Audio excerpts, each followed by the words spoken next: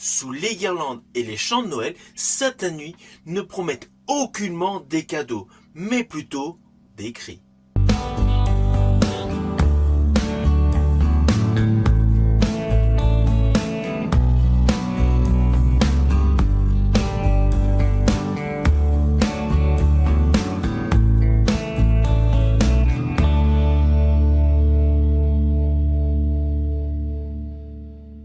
Hello, c'est HR, votre chroniqueur. Alors vous avez vu, j'ai mis la casquette rouge, donc forcément, je vais vous parler d'un film d'horreur. Plus précisément, du coffret 12 nuits, sanglantes nuits. Dans ce coffret, il y a les deux opus, le 1 et le 2. Avant d'aller plus loin, n'oubliez pas, si vous n'êtes pas abonné, pensez à le faire. Pensez à la petite cloche pour les notifs. Pensez au petit pouce si vous aimez la vidéo. Mais surtout, le plus important pour moi et pour l'algorithme de YouTube, vos commentaires. Let's go. He wants revenge. Step by step, weapon by weapon, victim by victim. The terror is coming home. Silent Night, Deadly Night, Part 2.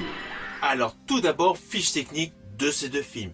Films qui sont actuellement dans un magnifique coffret en version DVD et Blu-ray. Le premier film de cette saga horrifique a pour titre 12 nuits, sanglantes nuits, alias Deadly Night. Il est sorti en 1984. Il fut réalisé par Charles Iselier Jr. sur un scénario de Michael Hickey avec une musique angoissante de Perry Botkin Jr. Et ce film de 84 met principalement en vedette Robert Brian Wilson. Alors c'était un petit film de 79 minutes. Film américain attaché au registre du slasher. Le film avait cartonné, d'où en 87 le numéro 2, 12 nuits sanglantes nuits 2, Deadly Night Part 2. Le réalisateur a changé, il s'agit maintenant de Lee Harry, sur un scénario de Lee Harley et Joseph H. Earl, avec toujours la musique de Perry Botkin Jr. À la différence que le film est principalement porté par Eric Freeman. C'est un film de 88 minutes, toujours américain, toujours attaché au registre du slasher.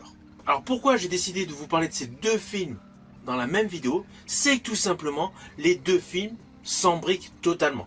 Le corps du premier film est tel que je vais vous le présenter, mais en fait, beaucoup de passages du premier film se retrouvent incorporés dans le deuxième film.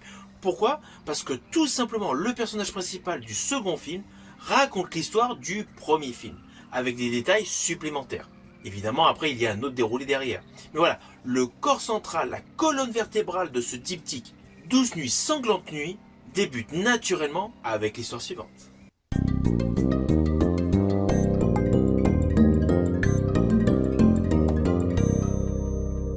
Alors, dans le film de 1984, nous découvrons le personnage Billy, qui est un enfant et il assiste au meurtre de ses parents. Meurtre très brutal. En fait, il s'agit d'un braqueur de supérette ou une station-service. Il est déguisé en Père Noël. Il prend la fuite et rencontre sur sa route les parents de Billy. Là, il les arrête. Il les tue de manière très sadique et vole leur véhicule. Vous vous doutez, le personnage de Billy est traumatisé.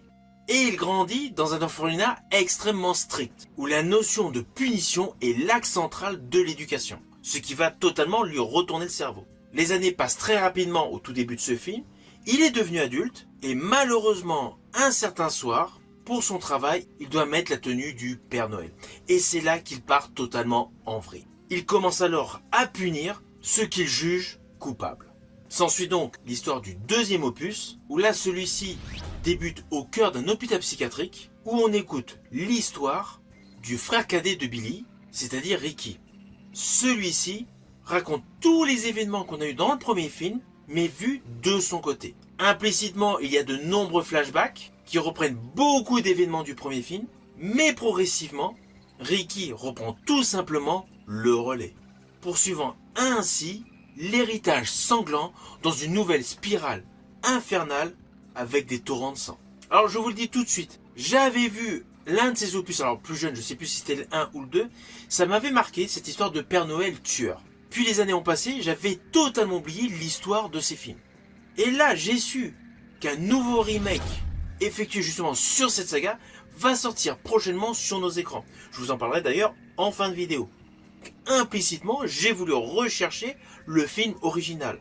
Car j'estime que pour beaucoup de films, l'original est souvent meilleur que le remake. Ceci dit, peut-être que je ferai une vidéo sur les remakes que j'ai trouvés supérieurs à leur modèle. Mais bon, ce n'est pas le sujet d'aujourd'hui. Donc, j'ai retrouvé ces deux films dans ce magnifique coffret. Alors je tiens à vous préciser qu'en fait l'image est très bien restaurée. Les contrastes sont beaucoup plus profonds, les lumières de Noël ressortent magnifiquement et les scènes nocturnes gagnent en intensité. Toute la patine des deux films a été parfaitement restaurée. On n'a pas du tout l'impression qu'il s'agit d'un ancien film. Alors oui, à cause des décors, à cause de la mise en scène, on s'en rend compte. Mais tous les effets sont plutôt bien faits. Du coup, c'est un réel plaisir de les voir en DVD ou Blu-ray.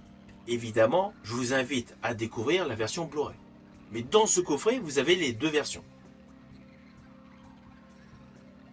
Alors le premier film, Douce Nuit, Sanglante Nuit, sorti en 1984, est un véritable slasher audacieux. Il faut revoir le contexte dans lequel il est sorti. C'était l'âge d'or du slasher.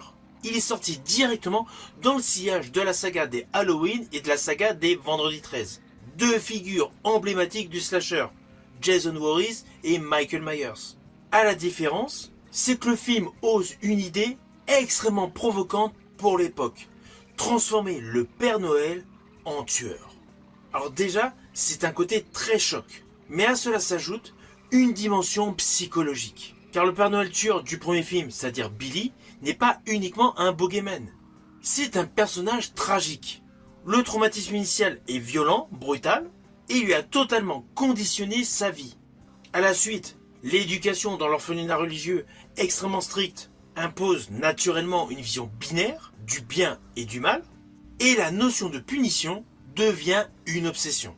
À chaque fois que dans le film, le personnage de Billy répète à haute et intelligible voix « punition », ce n'est pas uniquement un gimmick. C'est l'écho d'un véritable lavage de cerveau. Du coup, ce film a plusieurs thèmes effrayants au cœur d'un film qui est plutôt assez simpliste. Nous avons une critique de l'éducation répressive, la culpabilité religieuse, le puritanisme et surtout la confusion entre justice et violence. Alors la mise en scène est extrêmement simple mais efficace. Tous les meurtres sont inventifs dans une ambiance bien réussie. Perso, j'ai bien aimé le contraste des jolies lumières de Noël, des jolies décorations, de l'ambiance sucrée et le contraste du tueur qui a plutôt une belle gueule, gentille, mais qui fait des crimes de folie. Implicitement, ce film a cartonné et une suite fut mise en chantier. Alors cette suite, par contre, est particulière. Il a beau être sur le papier, avoir une durée de 10 minutes approximative en plus, mais en fait, avec tous les éléments qui sont repris du premier film, on peut facilement enlever une demi-heure. Je pense qu'il y avait un budget assez réduit, mais les producteurs avaient l'envie de lancer une franchise. Du coup, il y a quelques moments, on va pas se mentir, c'est agaçant, de autant d'images reprises, mais ce film est réellement une suite. Et je dirais, beaucoup plus violente que le premier film. Alors l'ouverture en hôpital psychiatrique, je n'ai pas pu m'empêcher de penser à l'ouverture du Beau-Père 2 avec Terry O'Quinn. Pareil en hôpital psychiatrique. Ce cas donne naturellement une structure anxiogène et intéressante. Là dans ce film Douce Nuit, Sanglante Nuit 2, on y découvre donc Ricky qui raconte son histoire face à son médecin. J'estime que ce ton, ce modus operandi donne un côté confessionnel et l'interprétation d'Eric Freeman dans le premier rôle est totalement intense. Au fil de ses propos, on découvre qu'il y a une vraie transmission du mal et surtout, le film explore l'idée d'héritage traumatique. Ricky dans ce film n'est pas juste un remplaçant du personnage de Billy qu'il y avait dans le premier film, mais il est tout simplement le produit d'une histoire familiale brisée. Le final de ce film est beaucoup plus frontal et beaucoup plus gore. Alors oui, prévisible à 70%, mais il assume pleinement son statut de slasher pur. Si vous avez aimé le film Thanksgiving, qui est sorti récemment, vous êtes obligé d'apprécier ce film Douce Nuit, Sanglante Nuit 2. D'ailleurs même le 1. Ce diptyque est vraiment une pépite parmi les films de slasher. Alors oui, je vous ai dit, ces films ont marché. Naturellement, il y a eu plein d'opus. Ce fut une grande saga. Mais les opus suivants étaient de qualité largement inférieure. Mais cela n'empêche pas qu'il reste des opus à découvrir. Il y a vu donc l'opus 3, 12 nuits sanglantes nuit 3, alias Silent Night, Deadly Night 3, Better Watch Out, qui est sorti en 89. Là, on s'est écarté peu à peu de l'histoire du diptyque par rapport au personnage. Burns. His brain was surgically reconstructed. If you don't mind my saying, I'd have pulled his plug. Even his life. Robert Culp. Silent Night, Deadly Night, Part. Puis en 90, Silent Night, Deadly Night 4, Initiation, un opus qui reprenait juste le thème du tueur habillé en Père Noël. The night you've been screaming for. It's the final step. Silent Night, Deadly Night 4, M. Machine. Puis en 91, l'opus 5, The Toy Maker. Comes the most incredible night yet. Mickey Rooney stars in Silent Night, Deadly Night 5, The Toymaker. Alors autant l'opus 3 était encore dans la dynamique des deux précédents films, mais alors l'opus 4 et 5 s'éloignent totalement de l'histoire originale. C'est une saga qui est devenue beaucoup plus conceptuelle. On est beaucoup moins centré sur les personnages de Billy et Ricky. C'est pour cela, voilà, sur la totalité de cette saga, qui est composée de 5 films, les 2 premiers sont les meilleurs. Après le 3, oui, un petit peu. Mais le 4 et 5, faut les voir comme des films indépendants. Alors ceci dit, je ne vous cache pas que je suis hypé par le fait que Silent Night, Deadly Night, version 2026, va sortir prochainement chez nous. Au vu de la bande-annonce, ce remake sera une version beaucoup plus moderne, beaucoup plus contemporaine, plus sombre, plus réaliste. Je m'attends donc à beaucoup d'hémoglobine. D'ailleurs, je vais vous mettre en lien la bande-annonce de ce remake. N'oublie pas qui tu es et ce que t'as à faire.